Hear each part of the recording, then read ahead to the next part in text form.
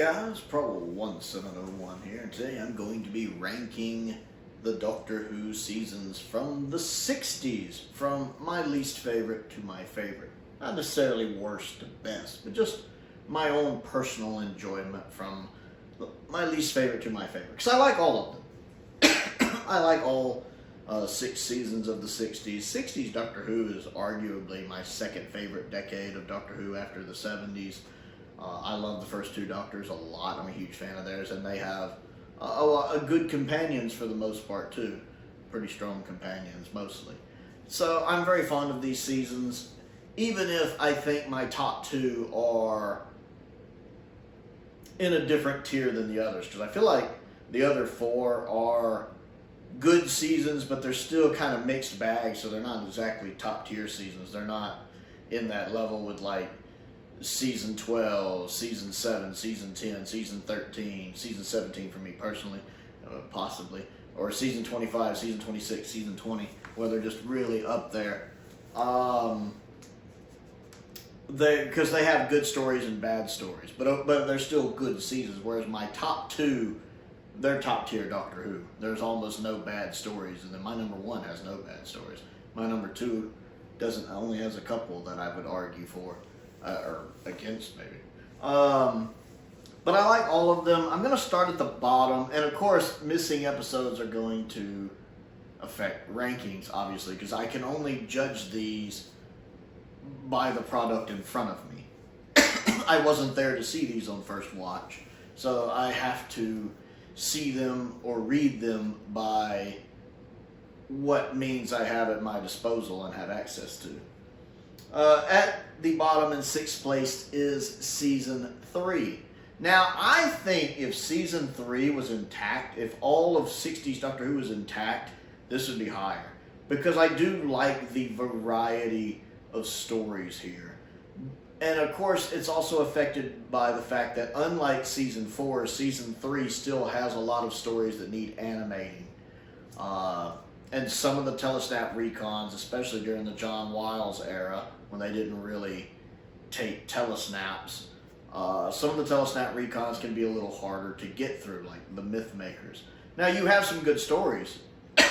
I like Galaxy 4 a lot. I'm a big fan of Galaxy 4. You guys have heard me sing its praises. I think it's a great way to open the season. I love that opening shot with the Tardis panning out. It's a shame the animation didn't keep that, but I love that opening shot because it's not only the opening shot of the story, it's the opening shot of the season, and it's such a cool shot.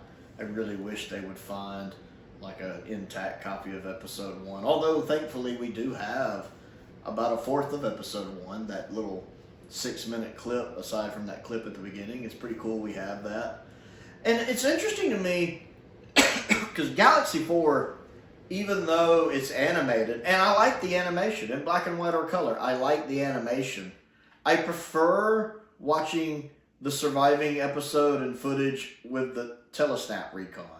I like the way this episode was originally executed. Looking at the surviving episode, looking at the surviving footage from episode 1, looking at the telesnaps, I like the way this episode was put together.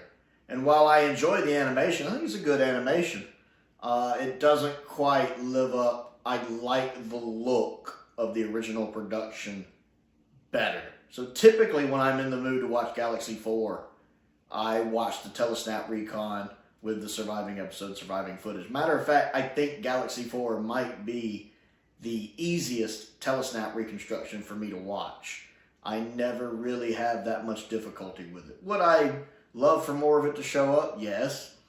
But it's not problematic for me to watch it, unlike some of the reconstructions.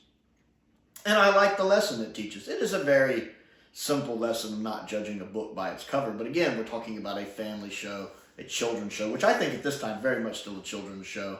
And I think that's a lesson children should be taught, that you can't judge by appearance, that just because someone looks good or attractive doesn't mean they're a good person, or if something looks horrid to where you can barely look at it makes it evil. I think that's a very important lesson for children to learn, and I'll be honest, some adults to learn. So I like that. And then we move into Mission to the Unknown, which is an excellent tease for Dalek's Master Plan. And I like Mission to the Unknown. I like the story itself. I like the U-Clan remake of it. I like the unofficial Levine animation of it. It's creepy. Matter of fact, it makes me a little disappointed with Master Plan that the planet is so less threatening when the Doctor gets there. I like the little, like, Varga plants. Just the idea of them is creepy, that they're part animal, part vegetable, and if they prick you, they drive you insane and then turn you into one of them. That's nightmare fuel. And the planet's at its most dangerous in this episode. And just seeing the brief surviving footage, it looks terrifying. It looks really creepy. Well, that's right, there is no surviving footage. I'm thinking of episode 1 of Dalek's Master Plan, aren't I? The U-Clan remake does a good job with it. But just going off the audio, yeah. I gotta admit, I'd like for them to find Mission to the Unknown. Just think, they find one episode and it's a whole serial completed. A whole story completed. I really enjoyed that one. I like it more than I like Dalek's Master Plan. And then we move into the Myth Makers, which I'm not a big fan of the Myth Makers, I'll be honest. I mean, it's got some stuff I like. The guy playing Odysseus is nice. The woman playing. I like the casting in it quite a bit. But maybe it's the lack of telesnaps. The novelization was a little better. But it's still not one of my favorite reads ever, but it wasn't a bad read by any means. It just doesn't do a lot for me. I think my opinion on this one changes sometimes, and just right now, the guy playing Odysseus I like, but it's one of the stories that's why this season's ranked at the bottom. Then we have Dalek's Master Plan, which is too long. Also, Feast of Stephen is terrible. I get it was a Christmas episode, a Christmas special. But let's be honest, Dalek's Master Plan really is just an 11-parter with a bonus episode. And even at 11 parts, it's too long. Especially to watch most of it in a telesnap recon. The surviving episodes are good. They're good. But watching that much of it in a telesnap recon is grueling. I find the novelization a better read. And that's broken into 2 books because it's so freaking big. I like it. It's just too much. And it's great to see the Meddling Monk back. I love the Meddling Monk. So I'm glad we get him back for a couple episodes. Including, I believe, episode 10, which it survives, so we get to actually see him. I like that. And then we move into, what is after that? The Massacre, which I like the Massacre. I enjoyed it. The Telesnap Recon is easier to get through than I would think, considering the circumstances it had to be made under with no telesnaps. It works surprisingly well. Now, the only thing it suffers from, is the fact the novelization is just so much better. I've read the novelization first, and you can just kind of see where they gutted the original story to make what they had to make for the TV version. You know, cut for time, Hartnell on vacation, other stuff. The novelization is just a better read. But the TV version still, excuse me, enjoyable, very enjoyable. I just find it a little disappointing it didn't quite live up to the book. And again, while the reconstruction is one of the better ones to get through, surprisingly, it's still, I really wish they would animate it. And then moving into the Ark, which I enjoy. I like the Ark. I haven't rewatched the Ark in a while, but I do remember liking the Ark. The very first Hartnell story I ever owned. And then you have the Toy Maker. The new animation really fits the Toy Maker. I'm not a huge fan of the Toy Maker. I liked Part 4 well enough, and I love seeing Michael Goff in it because I like Michael Goff, but I was never a huge fan of the story. It wasn't bad. It was just one of those that, you know, it's okay. But the animation does bring it up a little bit. That surreal fantasy animation style works for this serial really well. And props it up a bit, which I enjoy. And then we have the Savages, which I like. Again, it's not top tier Doctor Who, but a solid C tier, edging into B tier story. C tier at least. The animation for it's good.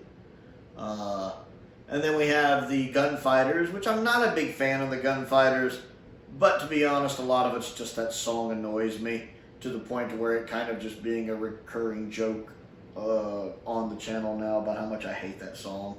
You know, if they do a special edition where they mute out the song, I might like it more. And it does have things I enjoy about it. I still don't think it's a very strong episode, one of the weaker episodes of the season, or stories of the season. And then we have the Savage, well, we already talked about the Savages. And then we have the War Machines, which is good. I don't think the War Machines is like S-tier Doctor Who like some people do, but it's solid. It's good, yeah. It ranges, I think, I don't know if I'd put it high B tier or low A tier, or somewhere right there in between. It's good. It definitely has moments and some good cliffhangers in it. But yeah, season 3, just because of that, ranks at the bottom. And I know a lot of you are going, but Prowl, you were talking good about most of it. And again, as I said before, I like all of the 60s Doctor Who's, the seasons. I like all of the seasons. All 6 seasons are good seasons. I don't think any of them are bad seasons. I just happen to like the others more. Plus, most of the other seasons are a little more intact, which might affect my opinion. And at least with season 4, most of that's been animated at this point, which really does a lot in season 4's favor as well. Next on the list is season 1. Now, season 1 does have, you know, it struggles a little bit with the fact it's the first season. They're still getting some things hammered out, you know. The first Doctor isn't quite the first Doctor the hero we know he will be quite yet. Now, we start to see that develop in this season, but those early stories, he is a little rough. And Unearthly Child episode 1 is great. That very first episode is phenomenally good. It does a good job in the time allotted to it at getting you familiar with these characters and the concept of the show, and it does that incredibly well. I can't imagine what it would have been like watching that episode for the first time. Because most of us, we're not watching An Unearthly Child with that being our introduction to Doctor Who. We're going back and watching An Unearthly Child, being already familiar with the show, being already a fan of the show, and just kind of seeing where it started. So I always wonder what that must have been like, seeing that as your first episode of Doctor Who back when it originally aired or around that time, and being introduced to the show through An Unearthly Child episode 1. That must have been quite interesting, because it does a very good job of, again, getting you used to these characters and introducing you to the concept of the show. Now, I also think the remaining episodes are fine. The Cavemen episodes, basically, they're fine. I think they're fine. They're okay, just middle of the road. I don't think they're bad. I think they're interesting. The Daleks is just too long. And I know you're not supposed to watch it all at once. I totally get that. But it still just feels like it drags a bit at 7 parts. I try to give it some leeway because it is the first Dalek story, and it is possibly the story that kickstarted Doctor Who popularity with Dalek Mania. I get that, but coming from me personally, it is a bit of a drag to get through. I prefer the colorized version of it, I'll just be honest. Edge of Destruction, I'm not a big fan of, even though it's only 2 parts, but I love the ending. And again, you guys know, Prowl likes when a Doctor Who story sticks the landing, when it nails that ending. So it does get points for nailing that ending. The first time you really see Hartnell kind of soften up, and when he treats Ian and Barbara as companions instead of just being a nuisance. He'd always kind of treated them as nuisances. So to see him actually opening up to them a little bit at the end. The rest of the episode, again, it just kind of drags. It drags for a 2-parter for me, but that ending makes it worth it. Marco Polo, I like Marco Polo, but that 7-part reconstruction is a big ask. Big ask. There's a reason why I waited so long to watch it, with it being one of the last couple Doctor Who stories I had to watch. I had seen the 30-minute cut down before, but I knew a 7-parter with telesnaps was not going to be the easiest ask. Luckily, there's a lot of telesnaps for 6 of the 7 episodes. And the fact that it looked like in the original production, they put some expense into it. The costuming looks fantastic. I love seeing the behind-the-scene production photos that are in color, and you can actually see how lavish the costumes were. They look fantastic. A solid story, but a tad long, especially as a recon. I tend to like Keys of Marinus a lot. I think it's a solid story. One of my 2 favorites of the season. I like the fact each episode is kind of its own thing, with it all just loosely tied together, kind of like the Key to Time in a way, the Key to Time season. And then you have the Aztecs, which is really good. I don't think the Aztecs is S tier like some people do, but I do think it's really good and has a couple really good scenes in it, with the rest of the scenes being enjoyable. It's certainly not a bad story. I like the costuming, I like the set design, I like the cast. It's just not, I prefer the Reign of Terror over it. I think if I put up a poll asking what's better, the Aztecs or the Reign of Terror, I think the Aztecs would win, but I prefer the Reign of Terror. But before we talk about the Reign of Terror, let's talk about the Sensorites. I think it's a little underrated, but I've only watched it the one time. And part of the driving force of it might have been me wondering what's going to happen next. Because Sensorites was one of those stories where when I hit a cliffhanger, I did want to watch the next episode. I don't think I watched it all in a day, but I was looking forward to that next episode. So it did do a very good job of keeping me engaged with what was happening in the story. And Susan actually had a little bit to do, at least in a couple parts, which I liked. I thought the Sensorite outfits looked good. I like the Sensorite outfits better than I do the Ood. I've never liked the Ood design. I like the Sensorite design much better. And so I find it, again, not top tier Doctor Who, but I think I like it a little better than some people do. I will never forget, I think I was doing, it was one of those videos where I was talking to the audience, and I think the thing was, if you had to sacrifice like one story, one of the It's Armageddons, and you had to sacrifice one story from each season, which one would it be? And I just remember, this was before I saw the Sensorites. I just remember the Sensorites kept coming up in the comments. And this is back when sometimes I'd do reaction videos where I'd read out the comments and, oh look, it's our buddy the Sensorites again. The Sensorites just kept getting listed as the season 1 story they would sacrifice. And I could understand that logic because I think the other stories are more integral to the season than that one. It's not my least favorite story of the season, though. But it just amused me that it popped up as much as it did. And then the Reign of Terror, which is also arguably my favorite story of the season. I love the Reign of Terror, one of my favorite historicals, a great season finale. That episode 1 cliffhanger is fantastic. Hartnell's putting in some good performances. The whole cast is putting in good performances, but especially Hartnell putting in a good performance. I think the animation for parts 4 and 5 works really well. I like Planet 55's animation style. Again, this is their first one, so it does have a few drawbacks. It's not as good as their later efforts, but it still, I think, gets the likenesses down pretty well, and I find it very enjoyable, though I would love to have those episodes recovered. If we get another episode of Reign of Terror found, I'll be a happy camper. So yeah, I think most of the stories in this episode, most of these stories in this season are very solid for me. Very solid. Only a couple of them that are a bit hard for me to get through, and then of course you have a couple that, they're not S tier, but they're solid C tier stories. Again, I'm not really talking bad about any of these seasons. There's no, there's no season 1 like the Shurigatwa season 1 where it's really a mixed bag of a season. These are solid seasons. Again, they're kind of a mixed bag, but not a mixed bag as in half is good, half is bad. Just a mixed bag in the sense that they've got maybe a couple of them that drag them down a little bit. I don't quite put them in S tier like I do the top 2 stories, but I still think they're pretty solid. The next 2 on the list are really hard. They keep flip-flopping in my head, and that is seasons 5 and 6. Now, I put season 5 at number 4 and season 6 at number 3.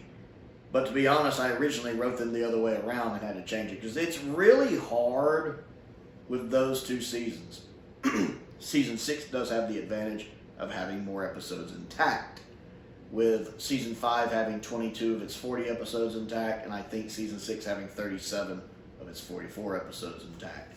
Both of these seasons, again, have highs and lows. Now, I knew these were probably going to be higher than most of Hartnell's because I prefer Troughton.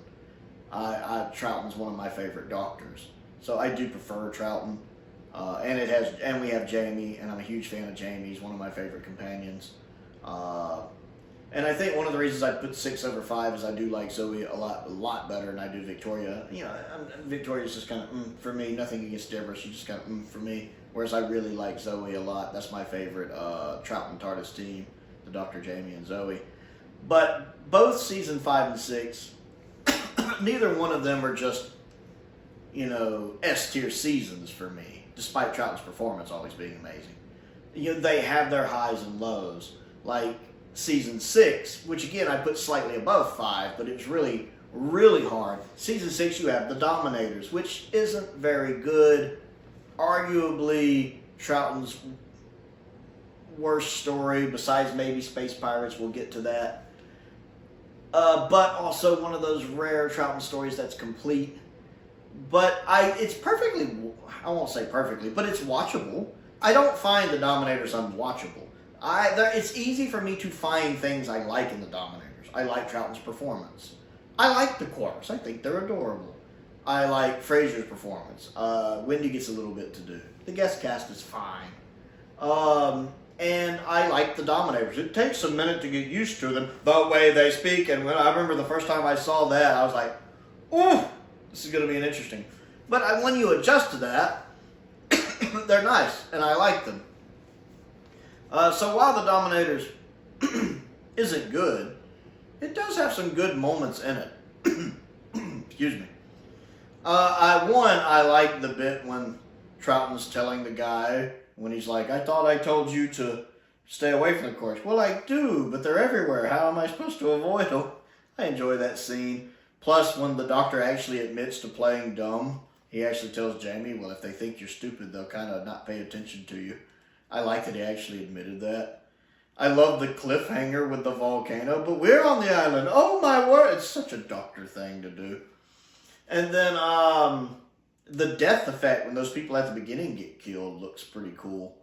And then the one guy in the pacifist group that gets killed because he keeps pushing the Dominator. Like, the Dominator pretty much tells him about 73 times, look, if you don't stop, if you don't shut up, I'm going to kill you. And the guy keeps on. Like, I have no sympathy for the guy. I'm kind of like, the guy gave you every opportunity in the world not to die, and you still chose death. I mean, you know, if you go up to someone and you're talking to them and they say, hey, if you don't shut up, I'm going to kill you, and you keep talking and they say, hey, really, I'm going to kill you, and then you do it and they tell you like a dozen times, and then they kill you, you really have nobody to blame but yourself. I mean, he gave him every opportunity in the world. There's definitely some entertainment factor to be had in the Dominators, while still admitting it's not very good. The Mind Robber is very enjoyable. Oddly enough, not one I go back to a lot. I don't quite know what it is where I have some of those Doctor Who stories where I like them, but I don't go back to them much. And it's not like, say, Genesis, where it's like a fine wine. I love Genesis, but I don't watch Genesis a whole lot because I like to savor it when I watch it. It's like that fine wine you only take a sip of every now and then. Whereas like Destiny of the Daleks, I can just rewatch all the time. It's not that. It's more just liking a story, but just never really having that desire to go back. It's like, that one's pretty good. I need to rewatch that. I don't really feel like rewatching that right now, though. And Modern Who has this. Resolution was like that. Jodie Whittaker's first special with the Dalek in it that could possess people. I think that's a good episode, but I never feel like watching that episode. And The Mind Robber is kind of like that. I think I've only watched it maybe twice. I know I've seen it the one time when I first bought it. I think I may have watched it twice. Maybe. It's just never one I'm like, oh, I need to rewatch The Mind Robber. Even though I'm sitting here thinking, I really need to give The Mind Robber another rewatch. But I've been thinking that for months. So, you know, that the fact that I like it, but I'm never in the mood to rewatch it, is going to affect how I place the season. And then, of course, we have The Invasion, which is fantastic. I love The Invasion, but it's mostly intact. The animation for it's good. It's a solid story, and I feel like it balances its 8 parts pretty well. One of the highlights of the season.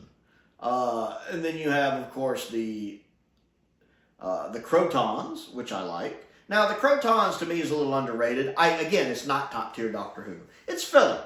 Let's be honest, it's a filler story. But it's a solid filler story. It's a great opening for Bob Holmes. I think it is written well. I think it's executed decently. I mean, the Crotons from here up look really good. From the waist down, they look dreadful, but from the waist up, they look good. I like their spinning heads. I wouldn't mind the Crotons coming back, honestly. And their voices, I think, for a 60s sci-fi show villain works. I think the Crotons is a four-parter. It's a four-parter filler story that knows only needs to be a four-part filler story. This is a story that understands the assignment and gets it. And it has some touching moments in it that I like. The Seeds of Death. I've never just watched... they've never made an S-tier Ice Warrior story to me. None of them. We have 6 Ice Warrior stories. I don't think they've ever made a bad one. I don't think they've ever made a masterpiece one. They all fall somewhere in the middle to one degree or another. And my 2 least favorites, oddly enough, are the Troughtons. My 2 least favorites are the Troughtons. The 2 middle ones are the Peladon ones. And my 2 favorites are the modern Doctor Who Ice Warrior stories. Now, I do prefer the Seeds of Death over the Ice Warriors. And that was a fundamental sticking point at why I ranked Season 6 over Season 5. The fact that between those 2 stories, I do fairly considerably have more fondness for the Seeds of Death. I think it's a better story, it's fully intact, and I find it more enjoyable to watch. While again, thinking it's maybe a high C-tier story, low B-tier story, whereas Ice Warriors is a low C-tier, high D-tier story for me. So that's another reason 6 slightly might go above 5, is I just prefer Seeds of Death. Then we have the Space Pirates, which is rough. Now, I would love to sit here and say if it was intact, it would probably be better, but I can't say that for certain. But I will say that I think part of it is due to that telesnap recon being so hard to get through. The lack of telesnaps. It's a very visual story. The novelization of it is a very good read. I really like the novelization, excuse me, of the Space Pirates considerably. I think it's a very good read. Whereas I think the telesnap reconstruction with the surviving episode of the Space Pirates was the hardest reconstruction for me to get through of any of the ones I've watched. Even harder than Master Plan. It just got progressively worse and worse. And I don't think I would make it all the way through it again. I can see myself watching the surviving episode 2 again. I don't think I could go through that whole reconstruction again. I think I might just wait for hopefully an animation one day. Because again, being a very visual story, I think if you take a Macroterra approach to it, take some creative liberties, I think you could really punch it up a little bit and actually get a pretty solid animation out of this story. But as is, it is one of the low points of the season and one of the reasons why Season 5 threatened to overtake it. And then, of course, you have the War Games, which is fantastic. It's a great story on its own right. It balances its 10 episodes well to me. I'm not saying there's no padding, but I still find it an enjoyable watch. I might not watch it all in one sitting, but I'm never sitting here looking at it going, they could have cut this out and cut this out and cut this out. I'm fine with its length.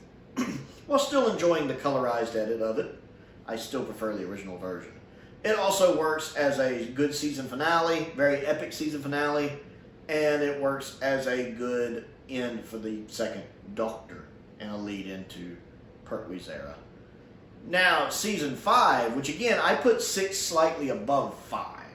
5 is the same thing. So again, as we said with Season 6, it has highs and lows. Season 5 is the same way. You have Tomb of the Cybermen.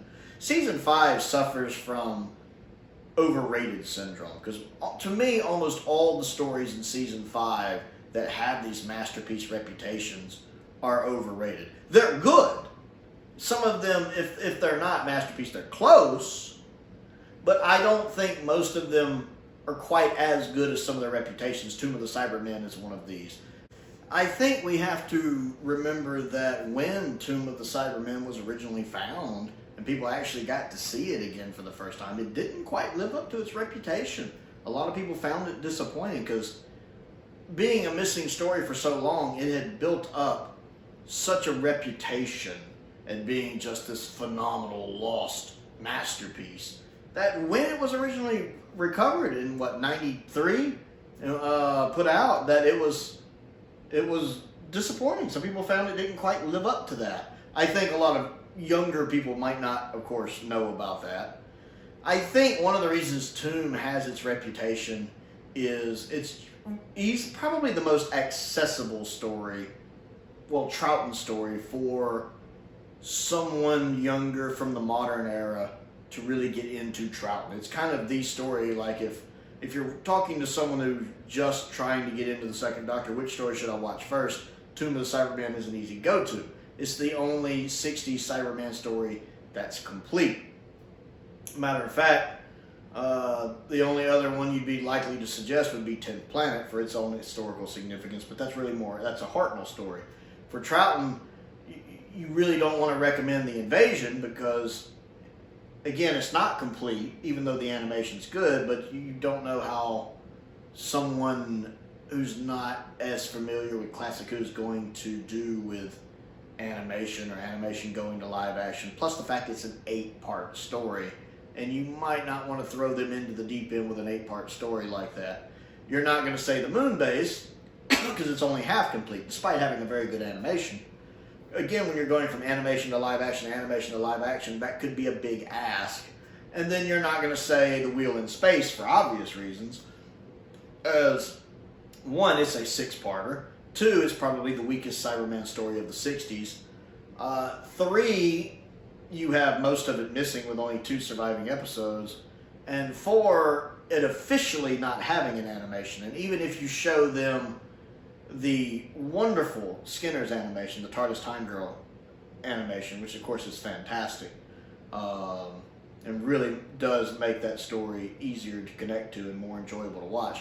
But asking someone who is not familiar with Classic Who is just getting into Classic Who, trying to get into the Troughton era, I still think asking them to watch that's a big ask. So Tomb of the Cybermen is, of course, an easy one to steer them towards. And again, even though just because you really only have 7 Troughton stories that are complete, you don't want to send them to the Dominators. Maybe the Mind of Evil, if that clicks with them personally. The Crotons, I like the Crotons, but probably not the best first Troughton story. The War Games may be too much of an ask being 10 parts. Now, the colorization of the War Games is a great alternative. I can see steering someone these days to the colorization of the War Games. The original version's a little too long. Enemy of the World, I feel like with Troughton in dual roles, you're not really letting them focus on him as the Doctor. So Tomb of the Cybermen is a safe bet. And because of all of that, boy, I really took the long way around to get to this point. I feel like Tomb is a little overrated. It's enjoyable. It's good. It's not S-tier Doctor Who for me, though. I prefer the Moon Base over it, personally. You have the Abominable Snowmen, which is good and has a very good animation for it. The surviving episode 2 is good. Again, not top-tier Doctor Who, but good. Very enjoyable. You have the Ice Warriors, which, again, I'm not as big a fan on. The Ice Warriors kind of let it down for me. It's not bad. It's not bad by any means. It's just I have to really be in the mood to want to go back and rewatch the Ice Warriors. I think I've watched it.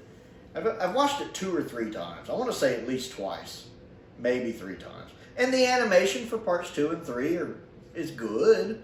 I mean, it's not like the best, but it's good. I enjoy it. You know, a few nitpicks aside. But it's definitely not making an argument for Season 5 being ranked over Season 6. Ice Warriors is not doing that. Seeds of Death, to me, is just a better story, so Season 6 is taking the lead there. And then you have Enemy of the World, which I don't get into as much. I think Troughton's putting in really 4 fantastic performances, but it's just, I think I've only watched Enemy of the World twice.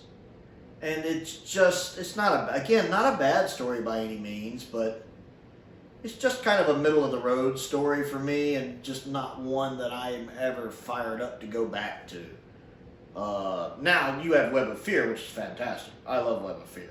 That's probably my favorite story from Season 5, Web of Fear. I wish it was complete. Wish I could trade an episode of Enemy of the World for an episode of Web of Fear. And if Web of Fear was complete, I feel like that would be a good one to recommend to people. Even being 6 parts instead of 4. This is very atmospheric. The set design is amazing. The cast is amazing. It's the introduction of the Brigadier. And of course, a modern Who fan would know who the Brigadier was. So to get to see his introduction, I think, would kind of be a lifeline to connect them with this story.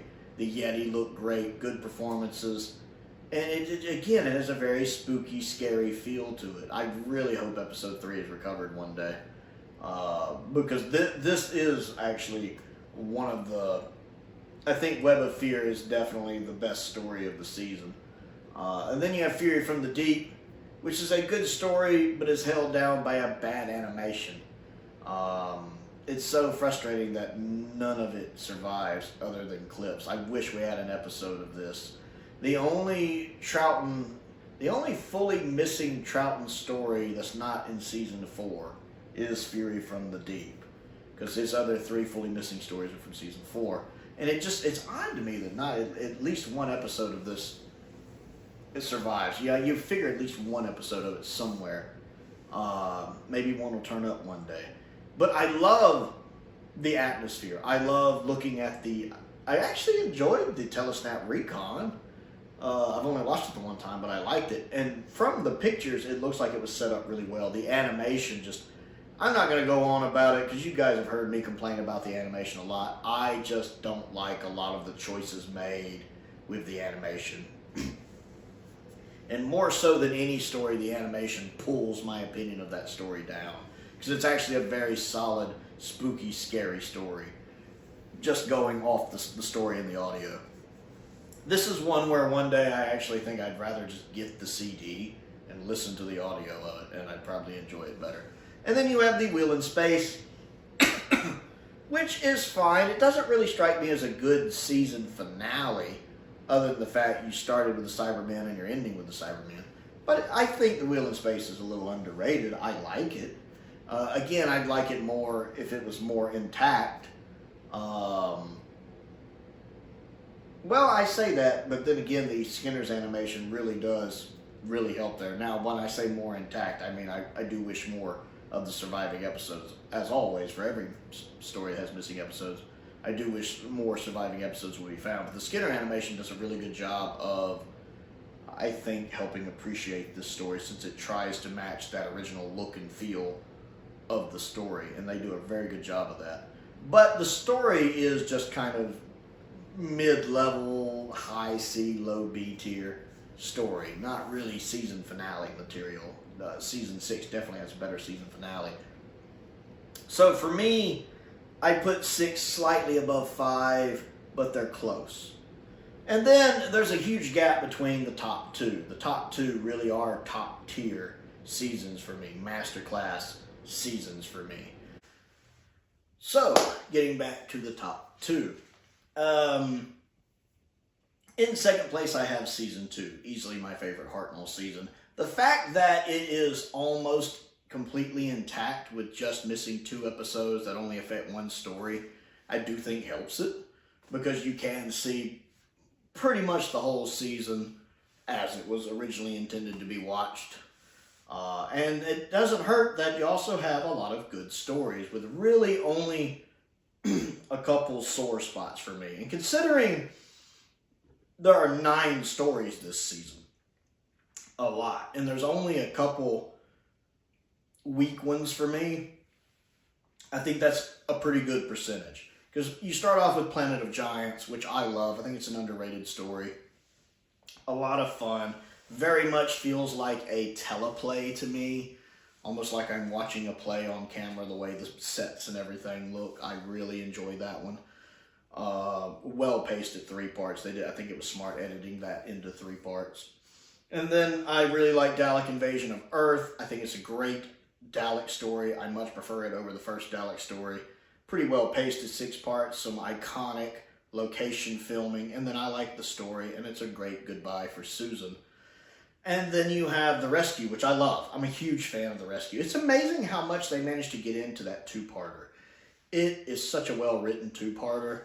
I really like Vicky. I like Vicky a lot. My favorite first Doctor TARDIS team is the Doctor, Ian, Barbara, and Vicky. Vicky just feels like a better version of Susan. I like how quickly the first Doctor and Vicky bond, and I feel like William and Maureen O'Brien, they have good chemistry on screen together. And then I like the villain of the story, and the twist with the villain of the story I think is very creative. You have The Romans, which I love. One of my favorite first Doctor stories. It's hilarious. I feel like the guy playing Nero plays that comedic version of Nero very well. Again, very well paced for 4 parts. I like the costuming and sets in it a lot. It's just a fun romp. I always have fun with The Romans when I watch it. It's always a fun story to go back to. And then you also have, I get mixed up on the orders sometime on how some of these go. Let's say The Web Planet. Not a big fan of The Web Planet. That is arguably the weakest for me. Respect the ambition of it. Always respect the ambition of it. But the execution of it, while having a few pluses, I like the Zarbi outfits and some of the sets work. I've only watched it the one time. I've never been able to go back through The Web Planet because it is a chore to get through. At 4 parts, it might be tolerable. At 6 parts, it's a lot. Especially since a lot of it doesn't work and the Zarbi sounds just get progressively more annoying as they go along. It's a chore to get through. Definitely one of the things that keeps this from the #1 spot for me. And then you have The Crusade, which is very good. And the fact that I really wish it was complete, because I do love episodes 1 and 3. I feel like the telesnap reconstruction is good. I feel like it lets it down a little bit in part 4, because there is some action going on in part 4, which is a little harder to get across with a telesnap recon. You really need the linking narration turned on, or at least the subtitle narration turned on when you're watching episode 4 so you can kind of keep up what's happening. I really wish episode 4 would be found. But episodes 1 and 3 are really good. I think it's very well cast on both sides. And it's a good story. And then you have the Space Museum, which I like. I know part 1 is better than the rest of the story. Part 1 is a really phenomenally good story. It has some really good ideas. Now, after part 1, it does kind of, devolve a little bit into more standard Doctor Who running around fare, but I still like it. I don't dislike the rest of Space Museum. I think it's fine. I think it's fine, average Doctor Who. It's just in comparison to part 1 that it's a little bit of a letdown, because part 1 does have so many good ideas in it. But overall, you have a good part 1, and then the rest of it's a good run-of-the-mill story. You have the Chase, which I am not a big fan of, but I like the bookending episodes. Those do help it. I like the bookending episodes. I like the little comedic bit on the Empire State Building as well. And then there are some other points in other episodes that do appeal to me. The one Dalek that's completely irate that the other Dalek seems like, what if we can't beat them? What do you mean, what if we can't beat them? We are the Daleks. We will kill them all. We will get to the back of the line. Get to the back of the line. That never fails to tickle me pink just thinking about that. But again, it runs a little too long for me. I dread episode 4 with the Frankenstein and the Dracula. The bit with the fish people doesn't do much for me. It's a huge mix of highs and lows for me, which overall I find it not a great experience. And then you have the Time Meddler, which I love. I think the Time Meddler is great. I love Peter Buttersworth as the monk, and I think him and Hartnell have good chemistry together. It's got some good cliffhangers, especially them finding a TARDIS, and it's got a really good ending. I love the Time Meddler. It's just a solid season. And again, I think I like the fact that you can almost watch a complete season of 60's Who. Almost. And it's just a strong set of stories. Number 1 on the list is season 4. Which is really weird because season 4 is the one that's most injured by missing episodes, with only 10 of the 43 episodes that make up it surviving. 3 of those 10 being the 10th planet, so they're Hartnell episodes. Troughton has 35 episodes in season 4, and only 7 are complete. So that's 1 out of 5. So for every episode we have of Troughton for this season, we're missing 4. That's crazy. And as a consequence, none of Troughton's stories this season are more than half complete, because the only story that's more than half complete for this season is 10th Planet. So none of Troughton's stories are more than half complete, and only 2 of them are half complete, Underwater Menace and Moonbase. The rest are either less than half or completely missing, which I guess is still less than half. But what ranks this so high, there's 2 things. One, I think the stories are really good. The actual stories I love. It only has a couple of them that I would call even semi-weak, and I say none of them are bad. This is a season where all of the stories are good. And considering, again, you have a season with 9 stories. That's a lot. 9 stories. 43 episodes, 9 stories. That's a massive lot. And you have no bad stories. You have a couple weaker stories, but no bad stories. That's one reason this is number 1. The other is that so much of the season has been not only completed with animation, but I think a lot of the best animations are from this season. I think BBC Studios production, that animation team, did a lot of the animations for this, and Planet 55, and I think they did a lot of the best animation work. Now, I love the Smugglers. I want the Smugglers to get animated. I love watching the recon for it. It's probably my second favorite recon to go through after Galaxy 4. Remember I said earlier Galaxy 4 was probably my favorite recon to rewatch. It's very easy to rewatch. The Smugglers is even more impressive because it's completely missing.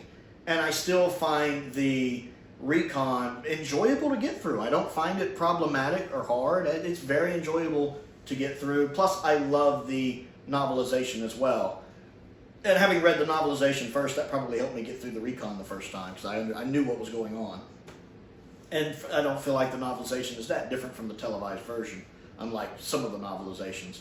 And it's a fun story. It's a nice, fun pirate story. It's my favorite Doctor Who pirate story.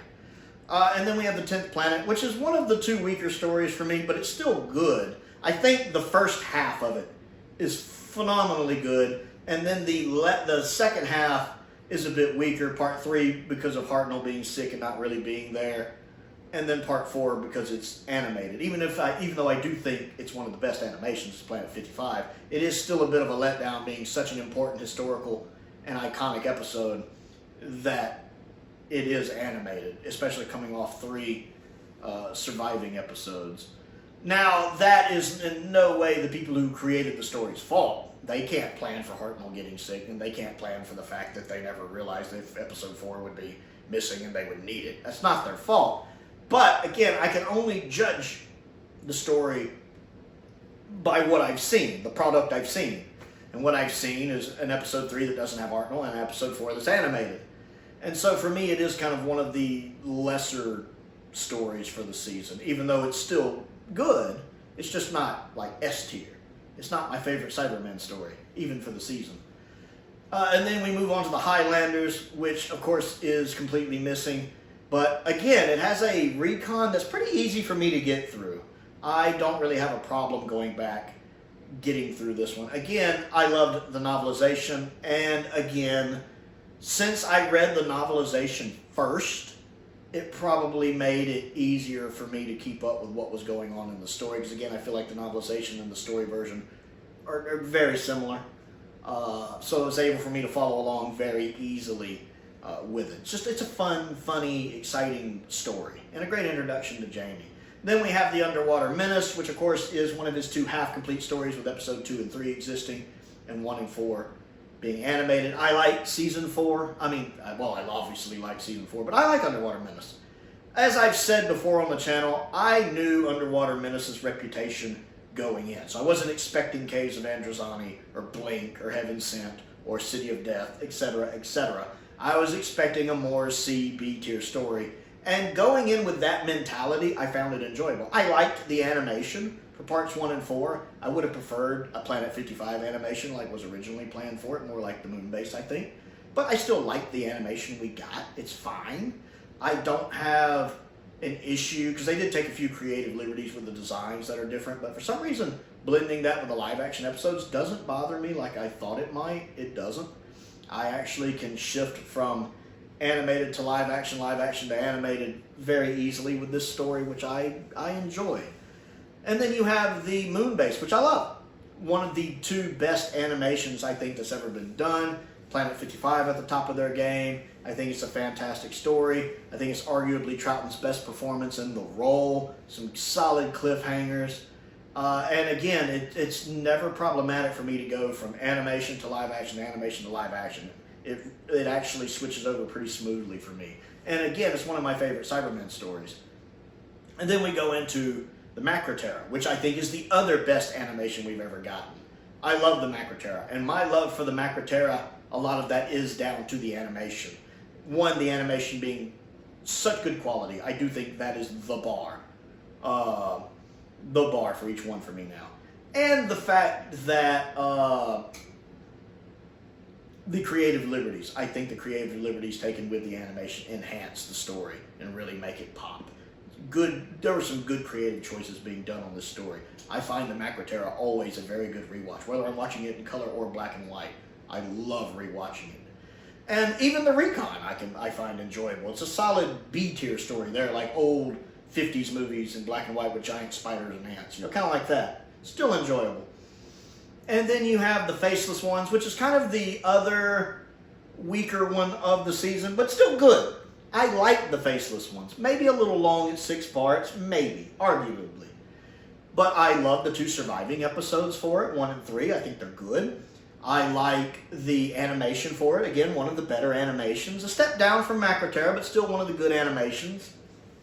Troughton's head kind of has baby syndrome going on a little bit, as others have pointed out. But that's my main, I think, critique. And the body movement is not quite as fluid as Macra. But still an enjoyable story. Not one I go back to a whole lot. But if someone came up and said, hey, let's watch the Faceless ones, I'd be like, yeah, cool. And then we have Evil of the Daleks, which is, again, very enjoyable. It's not quite as good as Power to me. But again, it's a David Whittaker Dalek story. I love it when David Whittaker gets a hold of the Daleks. He understands the Daleks better than anyone. And so it's a great 7-parter. I feel like it fills out at 7 parts pretty well. Maybe it could have been a 6-parter, but I feel like it fills out as part 7 well. The surviving episode 2 is phenomenal. I love Troughton's performance in that episode, and I would love for more of the story to be found one day, because it is absolutely fantastic. The animation for it is very good. I like, again, the animation for Evil. It's very good, very enjoyable. But if you watch the surviving episode 2 and the animated episode 2, the surviving episode 2 is just so much better, because you get all those little things, all those visual things that Troughton adds to the role. So I would love for more of that story to be found. So you have most of the story completed with animation. You have some of the best animations, I think, that have been done. And then you just have a solid set of stories that are very different stories, a nice variety of stories. And I really don't think there's any bad stories this season. And so for me, season 4 is number 1. And if they do find some missing episodes, I hope at least some of them are from season 4, at least a couple. That would make my day. So I want to know what you think of this list and my ranking and my reasoning. Comment down below and let's talk about it. Don't forget to click the like button and the subscribe button as well. I also have a Patreon if you would like to support me on that. There is a link to that down there in the description. I want to give a shout out to some of my top tier patrons. Unknown289, Colin Coney, Androzani Major, and Finn Perkins. I appreciate their support, as I do the support of all of my patrons. I also have a P.O. box if there's anything you would like to send me to look at and review. Of course, I'll point out the Series 2 of Blake 7 again. That's kind of at the top of my wish list. If anyone wants to send that, I would love to get that. I just have not been able to at the moment. I also have a link to the Amazon wish list and a link to the Amazon UK wish list as well. That's on the link to the Amazon UK wish list. And most importantly, thank you for watching.